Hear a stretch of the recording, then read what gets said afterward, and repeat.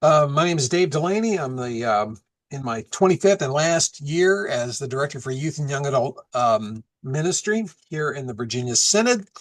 Worn out two bishops already. I'm working on a third, and so we will try to find someone else to fill that position and finish that job off when the time comes here in August. I'm going to share the screen so that you can follow along with the PowerPoint with the presentation that I have. Our conversation this evening is on foundations of faith. Where are we headed? My particular uh, business this evening is talking about the youth as the present of the church. As you say, you notice that's in quotation marks because that has two meanings. You are often hearing when we're talking about the future, we will say and hear people say, youth are the future of the church. Well, this is not a great way of understanding the youth because it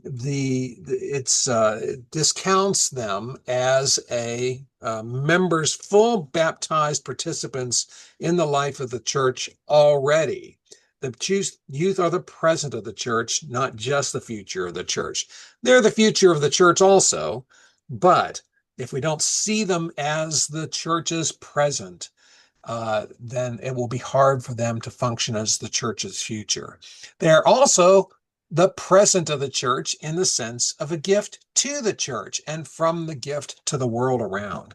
So we need to understand both of those meanings in order for us to think about where we are going in terms of ministry with young people. What does it mean that we are stewards of those gifts right now? The young people that are with us. We can want to ask those kinds of questions. I'm going to be moving through four sections of this kind of quickly. Feel free to unmute and interrupt me at any point. But I've got a lot of material that kind of overlaps. There really is too much information that we have available. These are three sorts of ways, three kinds of sets of observations that have demonstrated consistent value over the last 5 to 10 years. There's lots of overlap. So I want to talk first about reframing our view of young people a little bit, not comprehensively. Then part two has to do with youth themselves. Three big questions that young people and really all people ask. Part three really overlaps youth and the life of the church, 7 faith keys. I'll explain that when we get there. Part four is more about congregations specifically and what some of our more important moves are that we can make. Um, and again, you'll see that these overlap a good bit. One is reframing our view of young people. Um, who are our youth? I am always confronted with congregations, and it's becoming more and more true in the Virginia Synod, who say, well, we don't have any youth in our congregation. Um, and my response, this sometimes happens when I am attempting to hand out those posters of the youth events for the coming year. And people will decline. Sometimes even the pastors will just decline them and say, oh, we don't have any youth in our congregation. And I'll look with some surprise and say, well, I mean, you can pray for us, right? Put this up, and that becomes one of your prayer concerns. Hopefully, we've got the entire synod praying for us whenever we are gathered for youth events. But the other thing is, when you say we don't have any youth, well, actually, yes, you do. They just might not be members of your congregation. The youth of your community and your families are one of the mission possibilities, both in terms of the church's broader mission of being representatives of the gospel to the world and the narrower mission of outreach to bring the good news to a group that desperately needs it. So prayer and service, advocacy, companionship, any kind of engagement in the schools and families and other places in your community, it includes your engagement with the young people of your world. Uh, I should say here that engaging, I'll say this later again, engaging and involving youth does not exclude adults. In some cases, I have heard stories where congregations said they were going to turn all of their attention to the young people in their world, and they felt like they were being left out. Well, ideally, well, that should never happen, but that young people and senior members of the congregation, people of all ages, join in a common mission together to mutually help each other in faith growth. Some of the things that are happening in the world of young people um, have to do with the changes that they are experiencing. I'll say more about that more specifically in a minute. But one of the things you need to know is that uh, although it may seem, because there is good reason to believe, that we have fewer youth in our congregations, um, the proportion of young people that have not come to, that have stopped coming to church is not terribly higher than the proportion of all people who have stopped church attendance. It is a little bit higher, but not exclusively higher. So it's very important to remember that, as it may be see a conspicuous absence of children and teens in your church, but that in some cases because our church attendance in our culture has dropped dramatically across the board. Um, Having said that, um, we do project, well, not me, but people who study these things do project the loss of 1 million youth from churches over the next 10 years. Um, that I do not take that as an inevitable thing, but it is something that if present trends continue, that will actually occur. We will find that the churches across all denominations, 1 million fewer young people, teenagers. We will in 10 years we will see 10 million, a million fewer young people involved with churches. There are a couple other factors, though, that are real important when it comes to engaging what's going on in the culture as we reframe our view of young people. I'll get to one of those specifically in a minute, but statistically now, one of the things we have noticed is that the rise of the nuns. You may have heard that phrase, nuns, Nones. These are people who profess to have no congregational affiliation at all. That it seems to be leveling out. That the trend of that group kind of starting to dominate um, among millennials and Gen Zers, that was on the rise over the last decade, seems to have leveled out a little bit now. And as we'll say several times over this period, we do have a professed hunger for meaning in our culture. And one of the difficulties we're having culturally right now is that some of the solutions that particularly those in their first third of life are finding are not particularly healthy or not particularly profound. So we'll find small um, and quickly satisfying ways of engaging whatever it is that they feel is their own spiritual need, but it doesn't really end up helping them in the long run. We need to keep that in mind because one of the things when we talk about youth as the present of the church is that the present of the church as gift is something that we need to understand that we own and that we have available to share. These are important things to keep in mind because sometimes we undervalue the profound importance and possibility of the gospel that is in our custody. Um, One thing that is kind of a running theme through all of the things that we have discovered about working with young people is that uh, we are accompanying them on their own faith journeys. This was true even back when lots and lots of the norm was that we would have lots and lots of young people in our church, everyone in the community would be in church. Now, to be sure, there's still places where that is true.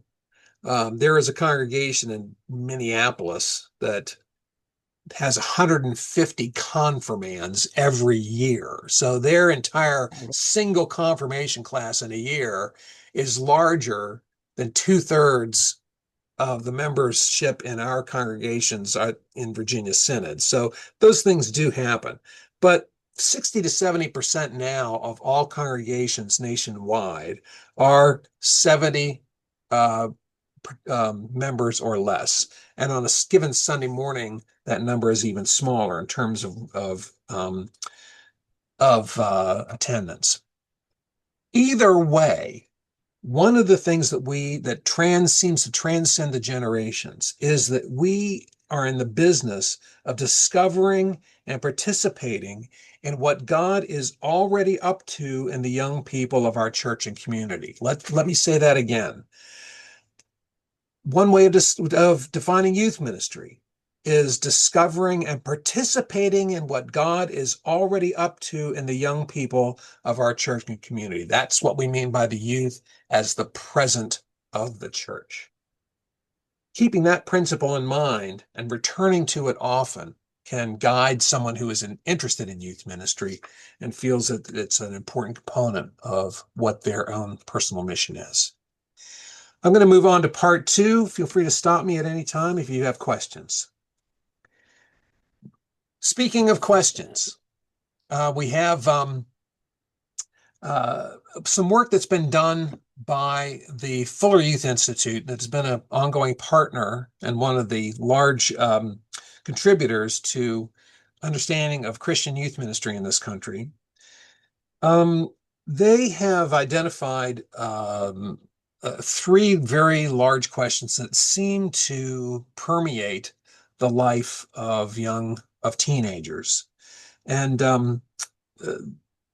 they are in response or come alongside, again, many of these phenomena that we have observed about adolescence over these years. One of the things that's different about adolescence now than, for example, when I was a teenager, uh, the developmental task itself has not changed. It's the development of identity. So the first big question is, who am I? What is my identity? The problem is that adolescence is now longer, takes longer, it's more difficult. It involves sometimes more profound questions because there are almost too many opportunities. Youth are forced to invent themselves with more blank slates than we had, for example, when I was growing up. They have to figure out what it means to be an adult, sometimes unguided with the sorts of examples and mentors that previous generations have had. The other thing that this means that is not often noted is that it happens so in such an elongated way, up well into the 20s, particularly for young men. In fact, there are some theories of development and now saying men do not really reach many of the marks of adulthood until they are in their 30s these days. That means that we as the church, even families, can no longer complete the work of assisting them in the task of growing up in the same time frame as we used to. So they hit 18 and they're out of the house for one reason or another. Well, in decades ago, they were probably equipped well enough to enter an adult world and to have a pretty good idea of who they were, even though they may not have had all of their decisions and markers hit by that point. Now, they are only really starting in some ways. That's important for us to know. And our identity, because we have such a carefully framed identity in the Christian church, can be something that we have to offer. The identity is baptized followers of Jesus. And so, again, I don't think this has changed in my 50 years of doing youth ministry. But if you show me a teenager who understands themselves as a follower of Jesus Christ, and they're well on their way to having a sense of their own identity in a solid form. The second big question that adolescents ask is, where do I fit? And that's the question of belonging.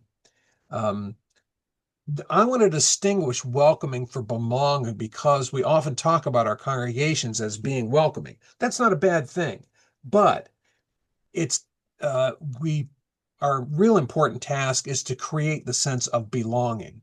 Welcoming may be the first step, but until somebody really feels like they're part of the community, then we have not completed that task. And it's as true for teenagers as it is for everybody else. Um, the creation of community is probably more urgent now than it might have been before because communities are fragmented. Fewer people know their neighbors. Fewer people are engaged in clubs and civic organizations that would have given them good connections in their lives. That's the real challenge right now. Some social theorists are calling it an epidemic of isolation. Obviously the pandemic didn't make things better. So we've got that task that needs to be accomplished in adolescence, and the church can be part of that if we have the chance. The third big question is, what difference do I make? And that is usually framed as, what is my purpose? Why am I here? What am I going to accomplish? I add to that, am I part of a larger story, which overlaps with the identity and belonging categories. But one of the things that I find young people struggle with is if they really don't know that there is something bigger, or they know there should be something bigger out there that they're part of, that they want to be part of, but they really don't know what it is or how to be engaged with it. It's one of the reasons that we really do need to be attentive to telling the church's story over and over again. Not simply the story of the scriptures, but the story of the church in general, and our own congregations and our own participants, in a way that will allow people to enter into that and say, oh yeah, that's part of what I want to be part of as well. Identity development has seen some changes in the last 20 years, particularly. There are new books and new insights on this that are must reads if somebody wants to really dig in deep to that area. I can provide that information. Get in touch with me. I can give you some suggestions if you're interested. All right, on to the next category. This is where we begin to think about what it is that the young people of our world do in terms of overlapping with the life of the church. Um, we call these seven faith keys, and this is the work of people at the Youth Ministry Consultants Organization. Um, for when we first started noticing in the 60s that young people's attendance at church was and involvement with church was starting to wane considerably. By about the 2010s, well, we started by saying, why are young people leaving the church? Why don't they stay after, say, confirmation or after high school? What's going on there? In about the mid 2010s, researchers started flipping that question and saying, well, we need another approach. Instead of asking, why are they leaving? Now they want to ask, why are the young people staying who are staying? In other words, if someone maintains continuous church involvement through high school and perhaps even through college and into young adulthood, what were the factors that led up to that? Now, these are not all things that we can do or influence, but they're things that make up the faith story of young people who have come up through the church and are still involved. The first one is family of origin. there's no getting around this. It's not something that we can control, but it is a key that families who were involved with the church, not only on Sunday, but other times, and not only had a church involvement, but demonstrated in their family self-understanding and perhaps their maybe spoken or unspoken mission as a family, that the faith that they shared was a guiding force in everything that they did. I noticed years ago, and then um, the research bore it out, that families who went on mission trips together as a family uh, uh, found that their teenagers stayed more engaged in the life of the church as they went on. There are people who've pushed back with me on that. So, oh, no, no, we really ought to let these kids spread their wings and kind of go on their own. Well, that's fine too, except that the research shows that if the adults are there to help, the parents specifically are there to discuss, process, reflect, figure out how they're going to take all this home, because the family is the primary locus of their life together, that tends to be an important component. The second key is sacred memories. These are things where youth can remember God showing up for them in particularly powerful ways. I consider our synodical youth events as examples of that. And not always literally mountaintop experiences, but things that they can hang on to as having influenced them to ask questions or experience new realities or take new steps in their faith life. The third is authentic community. If young people have experienced the reality of people really caring for each other, and particularly if they have participated in it, and certainly if they have been the beneficiaries of it, that becomes an important factor in the retention of their faith over time. Um, Solid foundation. Now, evangelicals and so forth have this one key as biblical foundation, solid biblical foundation, or something like that. In our case, is in the Lutheran Church, our confessional foundation probably is just as important as our biblical foundation. We still kind of find ourselves, as somebody mentioned earlier, engaged with the small catechism, or the large catechism for that matter, as a fundamental explication of what we believe the faith is about. Um, it's unreasonable for us to expect young people to move into a life of faith beyond the familiar constructs of their congregations if they do not have that kind of background.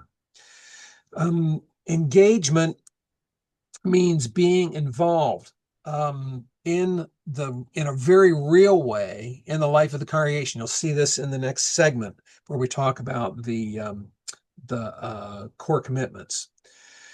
I should also add, I'll say it now, I add it again later. This is not just an opportunity to contribute, but an opportunity to learn. Um, Young people will pick up all kinds of human life skills and sometimes specific technical skills in the course of being involved in our church life. And those who say they've stayed in often report that they were engaged in something that was very, frankly, just useful to them as human beings.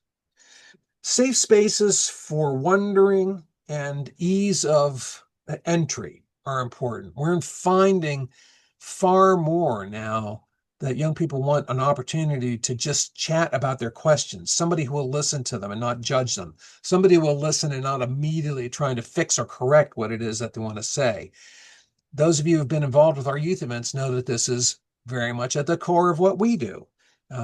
We don't even plan a youth event until we have sat and listened to young people, what is going on in their lives, what big questions have been raised, the questions that they have, the uncertainties they have about God and life.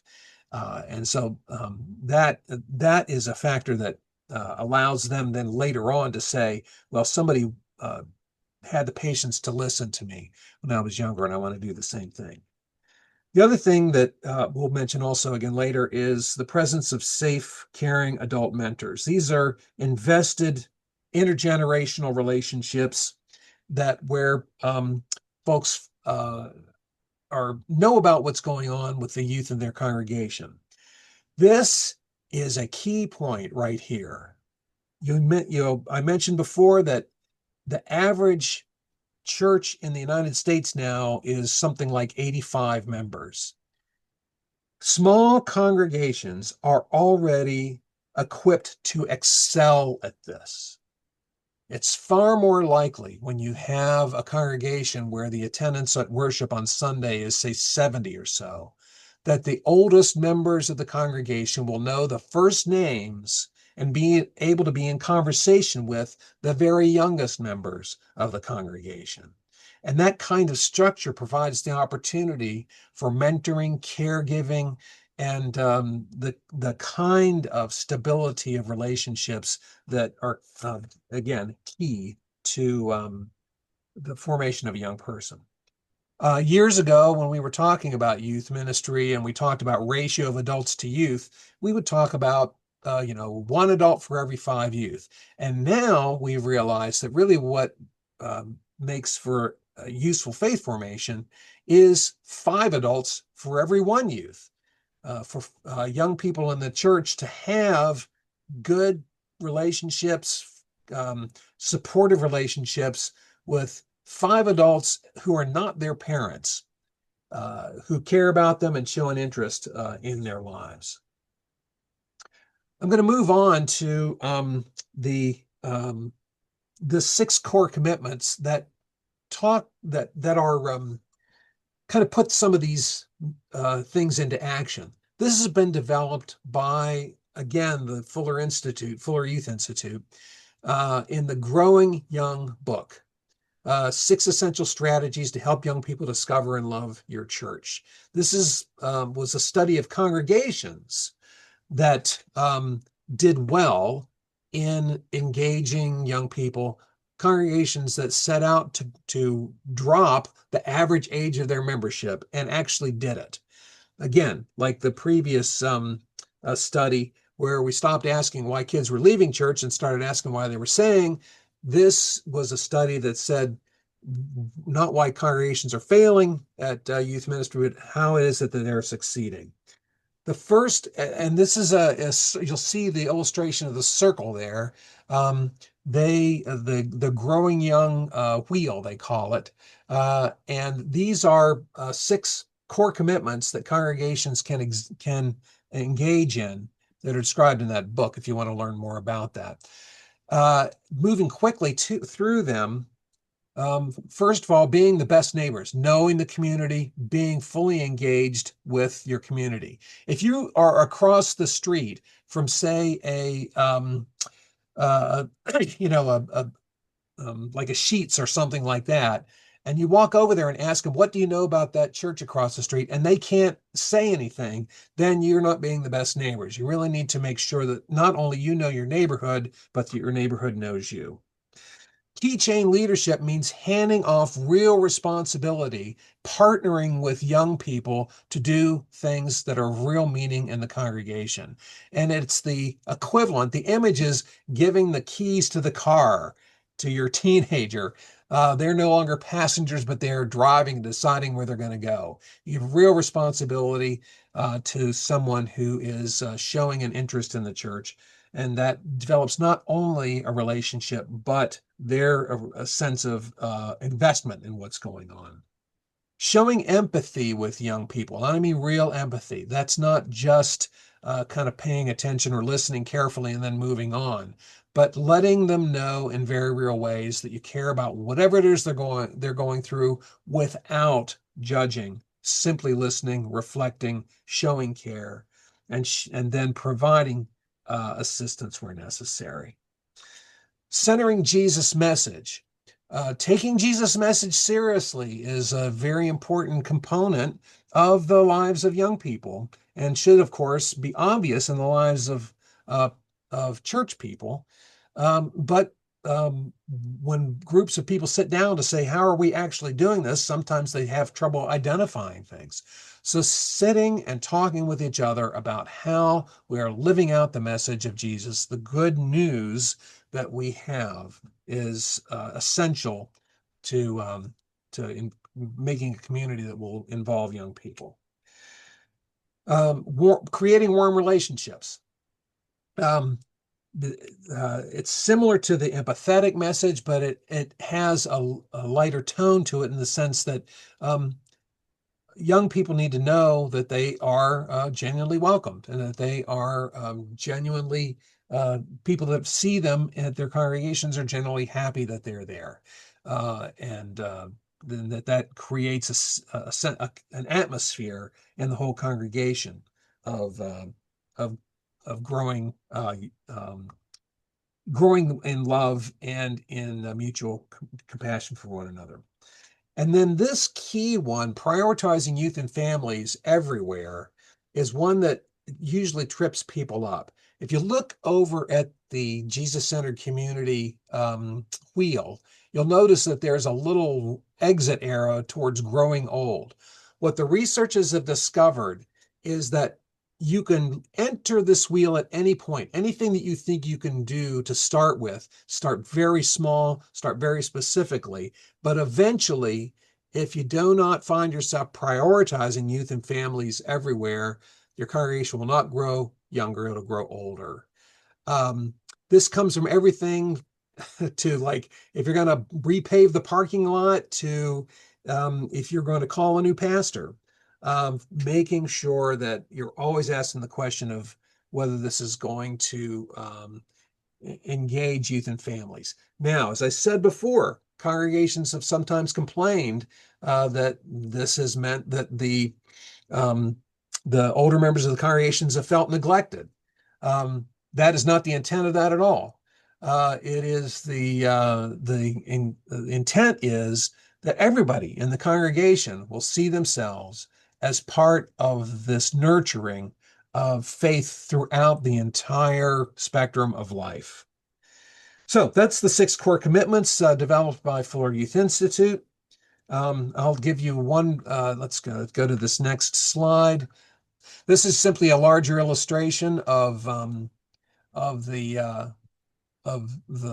growing young wheel. Um, you'll really ought to get the book and look at it if you are interested in following up on that.